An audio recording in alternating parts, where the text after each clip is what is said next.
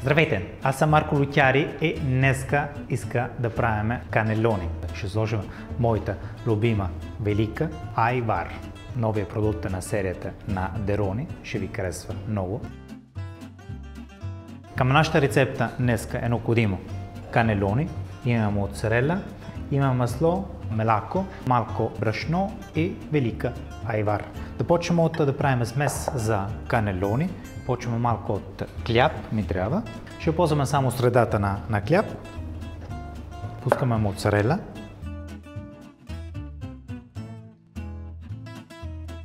И добавяме от велика айвар, новата серия на Дерони. 100% естествени съставки и чушки знаете откъде са? От градините на Дерони.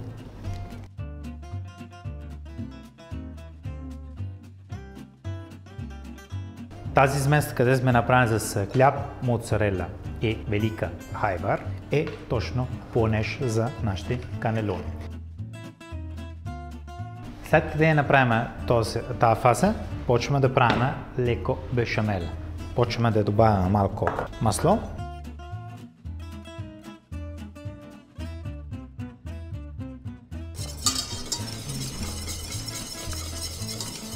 Добавяме малко бешамела вътре.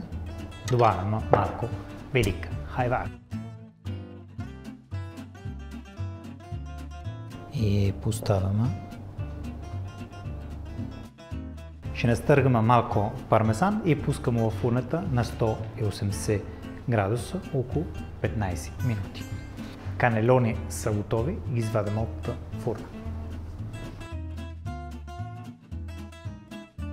Перфектни. И приключваме с едно листенце базилик. И от мен, Марко Лутяри, пожелавам ви бон апетита!